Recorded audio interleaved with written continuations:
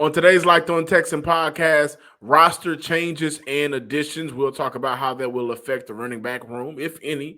And another difficult week for rookie left guard Kenyon Green. Cody and I preview the game against the Washington Commanders this upcoming Sunday. You are Locked On Texans, your daily Houston Texans podcast. Part of the Locked On Podcast Network, your team every day.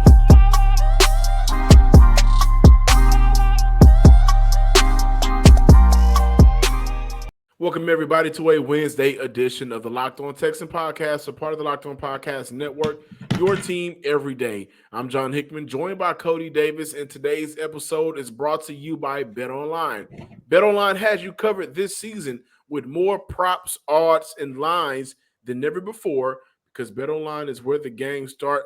Welcome to this Hump Day episode of the Locked On Texan podcast. The Houston Texans have waived veteran cornerback Isaac Yiadom with the claim of running back Eno Benjamin. Benjamin was released on Monday. Benjamin just played in one offensive snap in Sunday's victory over the LA Rams, and he was really not happy about that, not happy about his role being diminished, had an altercation with one of the assistant coaches on the sideline, and the very next day he got released. The game highs for this season against the Saints, Cody, 12 carries, 92 yards, and a touchdown. Also caught 33 passes for 184 yards on the season, averaging 7.7 yards per catch.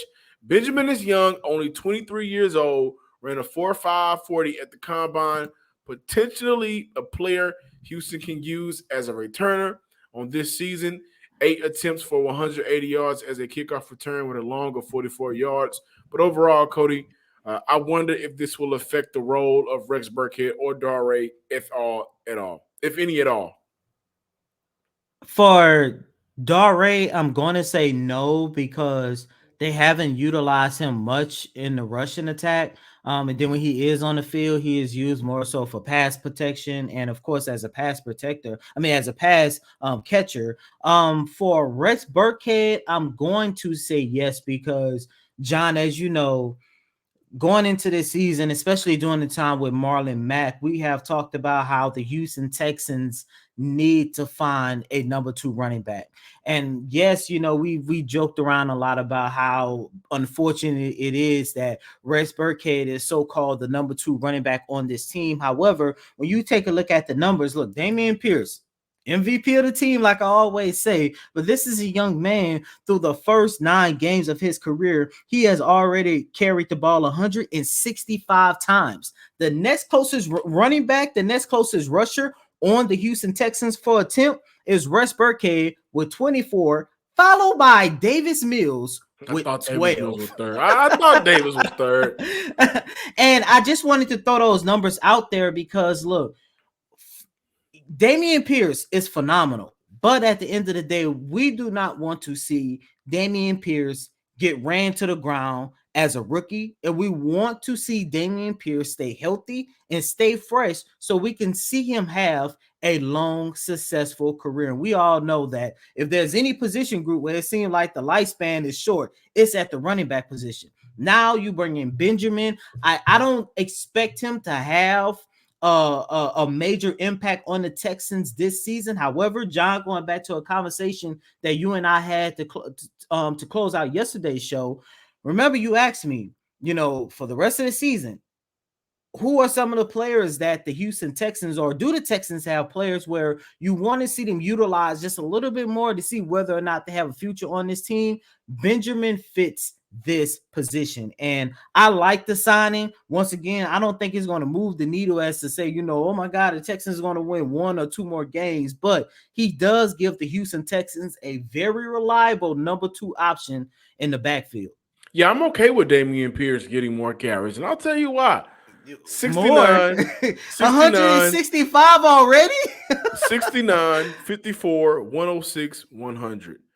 Those were his carries in college. He only had 329 carries in college. Listen, one of the things that I liked about Dameon Pierce when I talked to him way back in February, he's fresh, right?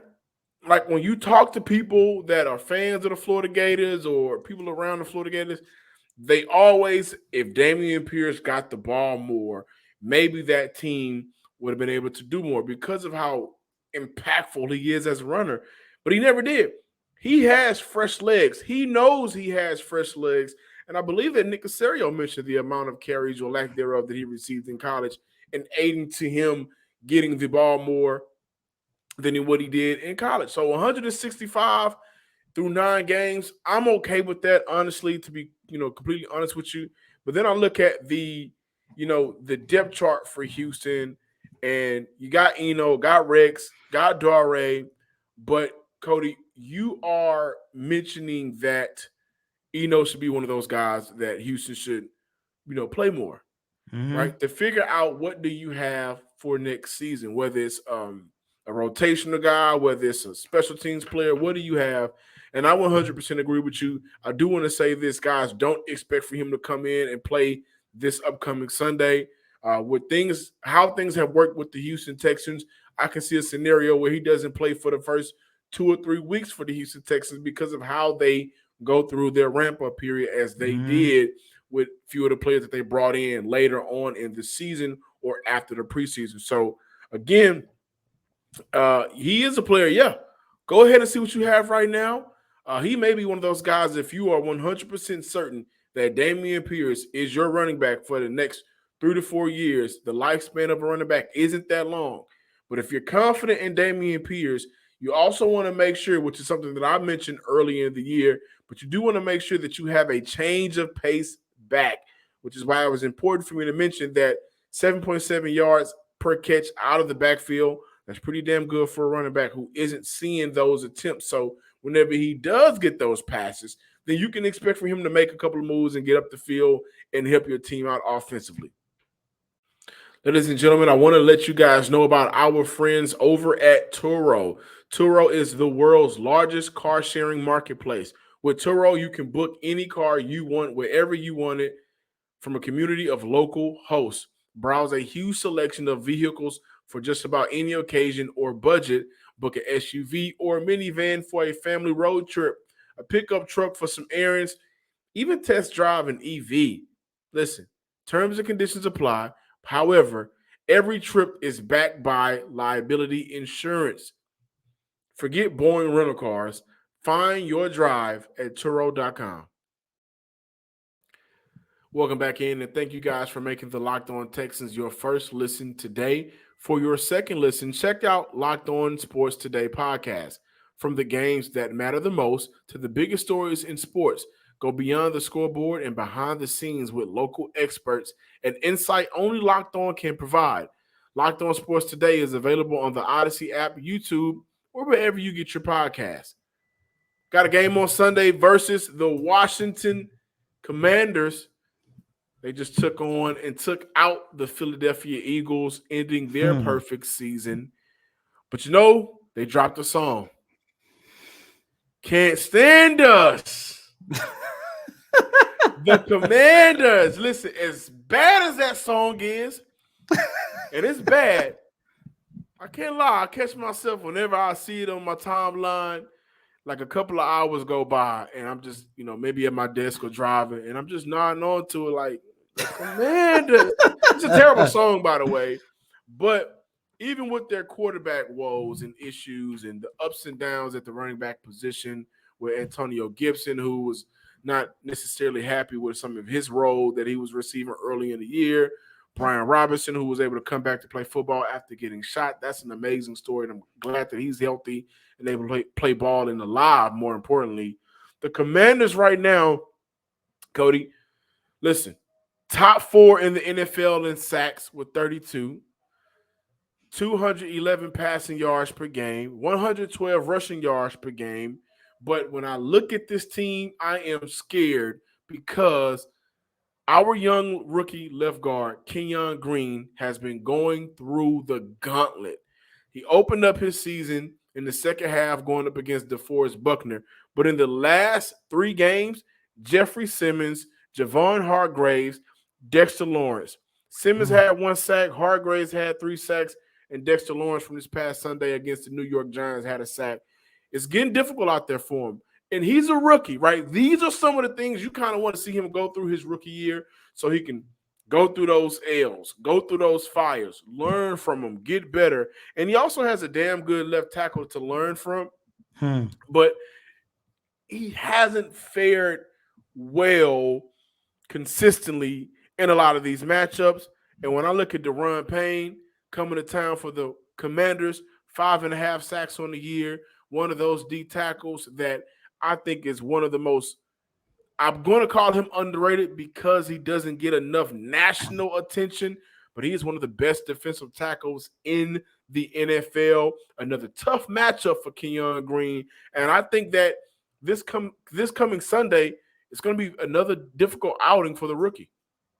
Yeah, but John, as you just said, I actually like it because you want to see your rookies go through this. Because look, he's a first round pick, and even though he is going through his learning curves, I'm more encouraged more so than anything because at times he has held his own against some of the top defensive linemen in the league, and it's going to be another tough task for him on Sunday. And look, as I mentioned, this is what you want to see because this is very important for his developmental process, but you cannot talk about the Washington Commanders without talking about the, I guess, quarterback controversy now that they have, because Ron Rivera did report on yesterday that he doesn't know who the starting quarterback is going to be against the Houston Texans on Sunday. Carson Wentz has been on IR ever since week 6 after he sustained a broken finger against the Chicago Bears. And look, at the time of him departing,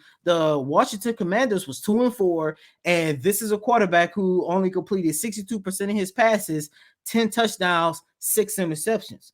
Ever since Taylor Heinicke got into the game, his numbers hasn't been that much different. As a matter of fact, in the 4 games that he has played under center, he has thrown for 5 touchdowns with 4 interceptions. However, when I go back and I take a look at the film, the Commanders with Taylor Heinicke under center play more of an efficient offensive game. A more efficient offensive game means a better version of the Washington Commanders, and that is why that team is 3-1 ever since he took the helm as his team starting quarterback after the injury to Carson Wentz. So that is something that you definitely got to keep your eyes set on, John. I think the small chance that the Houston Texans do have to win this game, I will prefer to see Carson Wentz under center because the Commanders' offense was not as efficient with him under center. Yeah, here's what I'm worried about. Opponents, like defensively, we know Ron Rivera, Riverboat Ron. Like he makes sure his teams, for the most part, are good at playing defense. But what I'm worried about the most with this team is, again, Houston has struggled throughout the year converting third downs. One of the worst in the NFL. Well, when I look at the Washington Commanders, opponents are only converting on third downs 34, nearly 35% of the time. That's not necessarily good. You want to see better out of that for an opponent, an opposing team that's coming into town in an area you struggle with. Like, you want them to be a little bit worse so you'll be able to have more success ideally, right? I get it.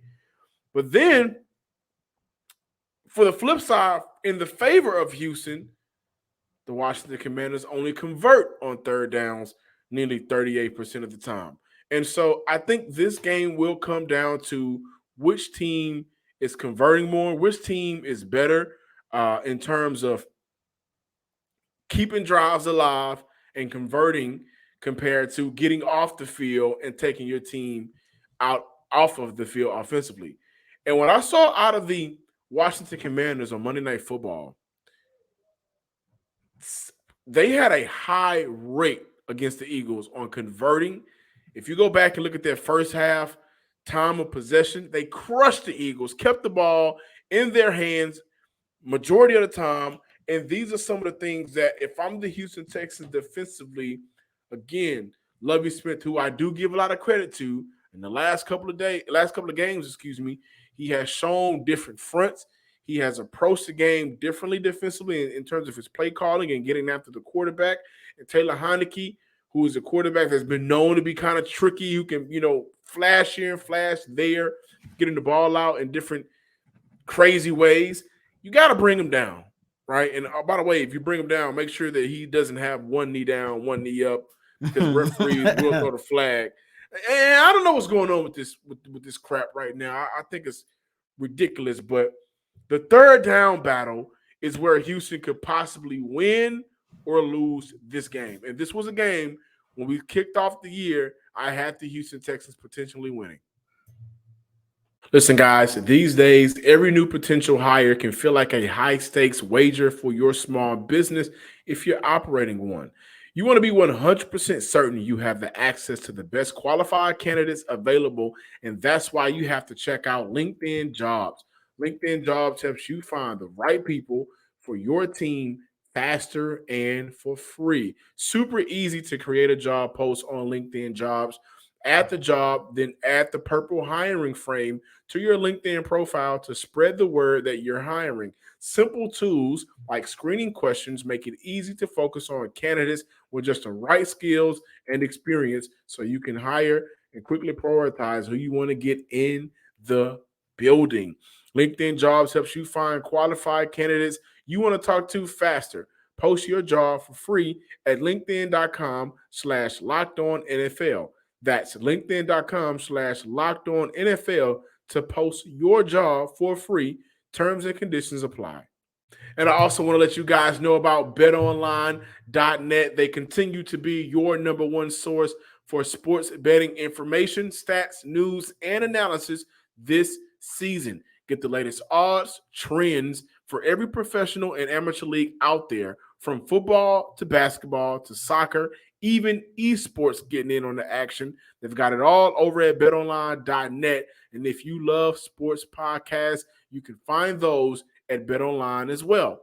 We're always the fastest and easiest way to get your betting fix. Head to the website today or use your mobile device to learn more, because BetOnline is where the game starts. And welcome back in, ladies and gentlemen, to this Wednesday installment of Locked On Texans. By the time some of you guys hear this podcast, if you go to my Twitter page, you're probably going to see me tweet out pictures on the Houston Texans' new running back, Eno Benjamin. As me and John talked about in the first segment, we truly do believe that Benjamin has the potential to help the Houston Texans backfield. But John, you said something that I kind of want to just point out just a little bit, and you already know, I already know this. The Houston Texans have a process that they go through, whether there's players coming back from injuries or players that they sign. They take them on this ramp up period. And sometimes the ramp up period is a lot longer than expected. And the reason why I'm pointing that out, I don't want to see Benjamin turn into another Tyler Johnson situation, or as of right now, a Tyron Johnson situation, because I truly do believe that the Texans could have utilized Tyler Johnson in this wide receiving core. And I get it, I understand it. I'm not about to sit here and say that he would have made the Texans wide receiving core top 5, top 10 in the league. But when you take a look at the lack of production that's in that position group, I mean, look, as of right now, it seems like the only wide receiver you could possibly depend on is Nico Collins, and that time Chris Moore, because you already know the mindset that Brandon Cooks is in. But, they could have used the services of Tyler Johnson. They cut him. They wasn't using him. Now you look at Tyron Johnson, another guy that they could be utilizing as of right now, but Sunday he had a healthy scratch, and it seemed like he's going to fall right into the same category as Tyler Johnson, where, like we mentioned a couple weeks ago, it was a waste of time. I don't want to hear Lovie Smith and Nick Caserio and Pep Hamilton say, well, this is wrap up here. We got to get them caught up to the playbook. You're 1-7-1. You need help on the football field. You need to know what you have and see whether or not this is your number 2 running back for the future. Just utilize Benjamin. Not saying that they should throw him out on the field Sunday, but at some point, just give this young man a fair opportunity. Yeah, I mean, first, listen, I don't know. I don't really know. I'm not confident that he's a number 2 running back. I mean, we don't know. We don't really know what we've been able to see. We still don't know, man. sometimes guys get opportunities and they do well in those opportunities, and then that's just what it is, an opportunity. Don't really know, but to your point, listen, this is why I think it's a waste of time, right? Like not Tyrone, Tyler Tyler Johnson, and some of the other guys like Marlon Mack, I think was somewhat Marlon of a Mack waste was of another time. one. But this is why I would consider it a waste of time, is simply because, well, you got guys on your practice squad you can easily call up, right? Or you got guys on this roster you can easily give more opportunities to if you're looking for a player to kind of showcase whether or not they can play more or do better in a role than maybe another guy, right? And so we look at Johnson getting signed. Well, you had Kemp already. You had Johnny Johnson already, right? And that's for Tyler and Tyrone. Now we look at Eno. Well, what's really the point? Which is why I wanted to mention, Rex Burkhead and Darray. Like, what's really the point of bringing Eno in, claiming him off waivers when you got Darray, who clearly can be effective for this team as a pass catcher, right? And so it just, for me, it's confusing, but it does look like that for Houston, they're just trying things out to figure out what sticks. Because again, if you really want to see if somebody else could capitalize in the role that you're maybe giving to someone else, then what about the guys that's been here throughout camp and training camp and preseason? But for great opportunity for him to showcase whether or not he can be, a piece for this team moving forward. His sophomore year, he rushed for nearly 1,600 yards. His senior year, rushed for a little bit over 1,000. So he can run the ball. He can catch the ball. Needs an opportunity. Got an opportunity early in the year with the Arizona Cardinals. Did well in his role that he was featured in. Got released because James Conner came back. And now for Houston, with 8 more games left on the season, at some point, just see what you have. Be fair about it. Don't waste his time. Don't waste your time. Thank you guys for checking out today's episode of the Locked On Texans podcast. Be sure to continuously check us out each and every day on YouTube under the name Locked On Texans. Subscribe. Also follow us on Twitter at Locked On Texans. Follow me on Twitter at John_Hickman12. And as always, I'm your host, Cody M. Davis. Please remember to follow me on Twitter at CodyDavis_24. Once again, that's Cody, COTYDAVIS_24. Until next time, ladies and gentlemen, thank you so much for your support. Peace.